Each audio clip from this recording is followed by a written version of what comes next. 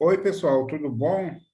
Para quem não me conhece ainda, meu nome é Emanuel Antônio de Carvalho, sou médico homeopata e a gente tem dado, vamos dar sequência nas palestras, né, que a gente faz com a intenção de transmitir para vocês um autoconhecimento, independente de tratamento, para vocês tomarem consciência e também irem se curando. Antes da sequência dessa palestra, eu queria voltar na palestra da depressão, que na hora que eu falei para vocês da cor que tudo acontece a partir da criação, essa cor é a cor laranja. Eu falei que seria a cor de rosa aqui, porque na televisão, aqui no computador, estava aparecendo cor de rosa, mas cor de rosa é a cor do amor, é a cor da cura. Então, a cor da criação é a cor laranja, tá certo? E também eu deixei de falar na palestra de depressão, que, como vocês se lembram, é um afundamento que dá dentro da gente, produzido pelo externo. Então, esse fundo, esse vazio, as pessoas tentam tapar de uma maneira inadequada, sabe? Então, através da compulsão, que são várias a compulsão para trabalhar o vazio da depressão, que é o vazio dos desejos genuínos de si mesmo. Então, tem a compulsão à comida para tapar esse vazio, a compulsão à droga, incluindo o álcool, né? A compulsão à companhia.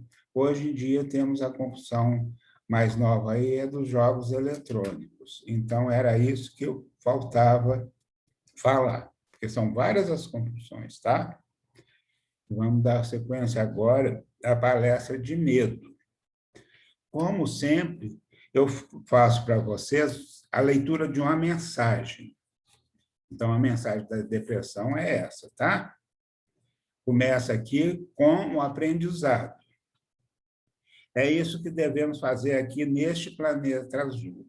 Sigamos nossos instintos, nossas intuições e chegaremos a que estamos aqui para evoluir.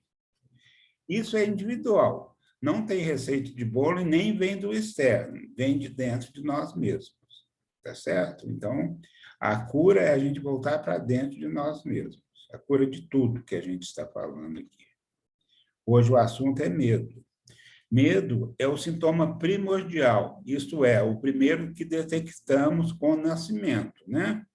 Então, no nascimento, temos o medo do amplo, porque estamos aconchegados no útero e nos sentimos protegidos. E com o nascimento, nos tornamos vulneráveis, inseguros e temos medo do amplo. Então, a gente está dentro do útero, um aconchego muito grande, dentro da água ali. Estamos dentro da água protegidos. A partir do nascimento, nossas potencialidades serão testadas e evoluídas. Se seguirmos nosso interno, a caminhada será mais favorável e nossas potencialidades afloram com mais espontaneidade, tá certo? Então, a partir disso, a gente tem que trabalhar para todo tipo de coisa, é seguir a intuição, o sensorial da gente, tá? Para a gente nos contactarmos com nós mesmos, para facilitar a evolução nossa aqui na Terra. Então, o medo seria mais compreendido que quando a pessoa não toma a posse dos potenciais dela, porque nós temos os potenciais nossos aqui. Então, nós temos todos os potenciais para resolver qualquer coisa na nossa encarnação nesse planeta azul, tá certo? Então, também está relacionado com a incapacidade de autoproteção, tá? Então, o medo, ele é uma vibração específica dos SINs. Os SINs trabalham os medos, tá certo? Então, esses medos vêm da energia dos rins, né? Então, o rim é que filtra os limites de segurança para o indivíduo não invada e garantir a sobrevivência. Então, o medo é muito importante. Se nós não tivéssemos medo, nós morreríamos muito rápido. O medo, a função dele é nos proteger contra os problemas que nós teremos aqui com o nascimento aqui na Terra. Então, esse medo é muito importante, esse medo equilibrado, tá certo? Então, quando esse medo fica desequilibrado, trava a realização dos nossos projetos. Então, por isso que tem o ditado, o medo paralisa a pessoa, paralisa mesmo, quando a gente está de frente, vamos colocar com um leão. Nós paralisamos o nosso corpo. Então, vem uma descarga de adrenalina que é produzida na suprarrenal, relacionado com o rim também. Para a gente ver, ou enfrenta ou foge, mas a princípio existe essa paralisação. Então, nós temos que trabalhar o outro lado do medo. O que seria o outro lado? Realizar e concretizar coisas nossas, porque o rim está relacionado com essa potencialidade de realização. A gente trabalha na cura com o lado positivo. Porque se chegar uma pessoa no meu consultório, ou no consultório de qualquer pessoa ligada à saúde, começar a falar muito medo, ela vai sair com muito mais medo do que chegou, ela vai sair pior. Então, a gente trabalha no polo positivo. Fala para a pessoa, para ela realizar e concretizar as coisas dela que estão travadas. À medida que ela passa a realizar e concretizar suas coisas, a energia vai melhorando, vai aflorando a potencialidade dela. Que eu falei aqui vem do rim. O rim é como se fosse uma bateria no carro. Ela vai descarregando, então tem que recarregar a bateria ou trocar. No nosso caso aqui, o rim seria a nossa bateria. Com o tempo, descarrega com o tempo, e pode partir para uma morte natural, tá certo?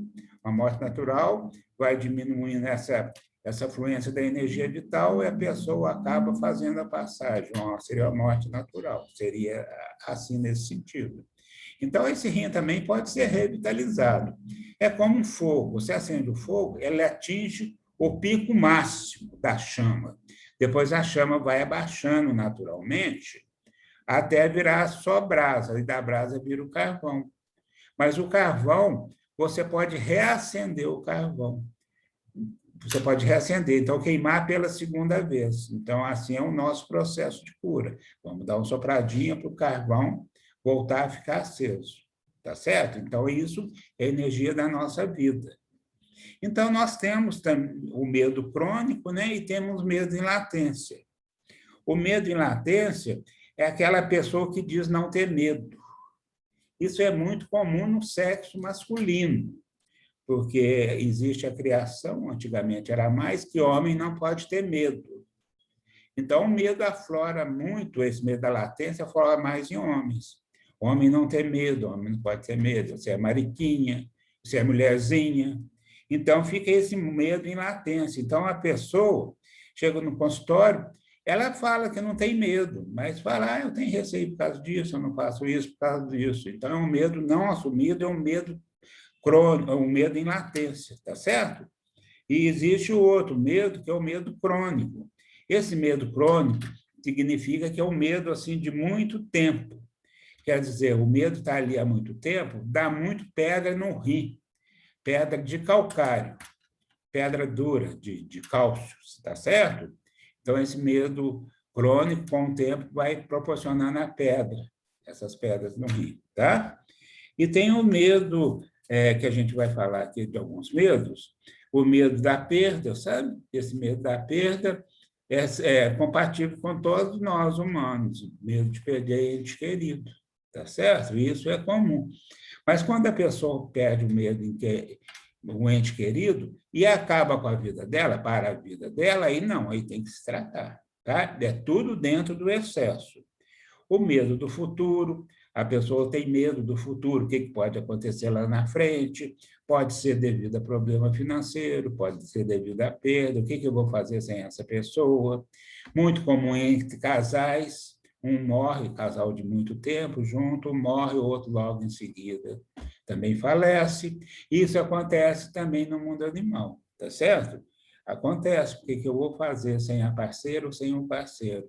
O mundo animal é comum isso, eu já vivenciei isso no meu sítio. Casal de cachorro, muito ligado um com o outro, a cachorra morreu, o outro foi embora logo. Eu já esperava pela reação dele, né? E esse medo de futuro, do que pode acontecer na frente, faz muito miopia. A miopia é essa dificuldade de visualizar o futuro, né? Essa coisa toda, assim. Esse medo da rejeição é muito comum também entre ser humano, sabe? Medo da exposição, de fazer palestra, eu tenho medo de fazer palestra. Eu aqui, por exemplo, eu tive que centrar em mim, porque eu fui entrando em energia de medo e ficando ansioso, como eu falei, medo, ansiedade e depressão andam muito junto, tá? Então, esse medo de exposição, de se expor. Então, a pessoa vai ficando fechada, vai ficando travada de medo. O medo do ridículo, de se passar por ridículo, sabe? Também, de ser ridículo, a pessoa acaba não se expondo. Ela se fecha pelo medo do ridículo. Então, tem o medo da parte sexual também, medo da sexualidade, de chegar lá na hora, não conseguir, sabe? Antigamente era mais comum do que hoje em dia, porque hoje em dia a sexualidade está assim, mais aflorada, já não tem aquela coisa do antigo, que não pode, aquela coisa toda em relação ao proibido, né? Principalmente com mulheres antigamente, né? Hoje em dia já está se equilibrando isso entre mulher e homem. O medo do escuro é um medo muito interessante. O medo do escuro, ele está muito relacionado com o medo do escuro de si mesmo, voltado para si mesmo, porque a gente, quando volta para si, é o escuro dentro da gente, sabe? Então, esse medo do escuro reflete no medo da pessoa assumir a clareza, a luz própria. E aí vem a incapacidade de estar consigo mesmo, estar quieto. Isso acontece muito nas orações, que a gente fecha os olhos. Por que a gente fecha os olhos quando a gente vai orar? Porque é para a gente entrar em contato com o escuro da gente, tá certo? Então, tem vários tipos de medos, né? A gente está citando esses. O medo, ele é muito relacionado com o rim, como eu falei, e o rim é onde tem a água, que filtra a água, filtra todas as impurezas, que sai a água em forma de urina, tá certo? Então, eles controlam a água, né? Então, tem um medo que a pessoa que toma pouca água, então não pode tomar nem pouca nem excesso. Então, tem os sintomas da pouca água que dá ressecamento de pele, tá certo? Ressecamento, a pessoa dá uma rigidez de caráter, que passa depois com o tempo para a rigidez das articulações, pessoas com temperamento muito rígido, e depois o físico acompanha, né? Então, essa pouca água também dá até uma estagnação, uma pessoa se paralisa, sabe? Ela não consegue expressar, não consegue trocar, aí entra na área de sentimento. Então, o sentimento, a gente tem que ter contato com ele. Se está com vontade de chorar, tem que chorar. Mais uma vez, vem aquela coisa que o homem não chora, tá? Então, o chorar, emocionalizar, emoção, é igual vontade de urinar. A gente não segura a urina, não deve segurar a urina, não deve. Deu vontade, tem que urinar, senão pode acarretar problemas também de rir. Não segura a urina. Então, tudo tem que sair do nosso corpo, desde urina, fezes, transpiração e choro. É a mesma coisa. A gente não deve segurar o choro, tá? Não deve segurar a emoção, não travar a emoção, tá certo? E temos também o excesso de água, sabe? Que a pessoa passa a ser, ao contrário da rigidez, passa a ser excesso de água muito maleável. A pessoa é muito maleável, sabe? Ela é muito adaptável, muito influenciável. Ela também é muito sugestionada, sabe? Então, acaba perdendo o jeito próprio de ser. Ela fica muito desperta, sabe?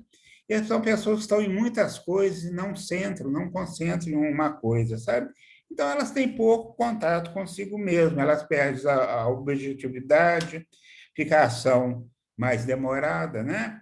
Essa coisa toda assim nesse sentido. Então, é o equilíbrio da ingestão de água. Isso é muito questionável quanto a água tem que tomar. Tem pessoas que falam pelo peso, calcula pelo peso, sabe? Então, o que a gente vê é que nas crianças e nos idosos, que tem que observar mais a ingestão de água. Criança está brincando, esquece de tomar água. Então, tem que estar ali em cima, oferecendo água, tá? E o idoso também esquece, e leva um ressecamento muito grande, esses transtornos todos da falta de água. Então, a gente tem que tomar cuidado nos extremos da idade, tá? Então, esse tipo de... É muito importante essa coisa da água, tá certo? A gente vai falar aqui para vocês também do medo, sabe? O medo em si, ele é... Aqui eu anotei aqui algumas coisas, sabe? Do medo e insegurança, né? Então, tem um recém-nascido e as crianças têm medo de monstros. Eles choram, tem terror noturno. Aí a gente pensa, mas não deu praticamente nada, mas tem terror de quê? Mas existe a energia no planeta de dinossauros que já habitaram a Terra, tudo. A energia está em volta da Terra, como está a energia de Cristo também. A energia de Cristo está presente aqui na Terra. Cristo não foi embora e nem vai voltar, porque nunca foi embora.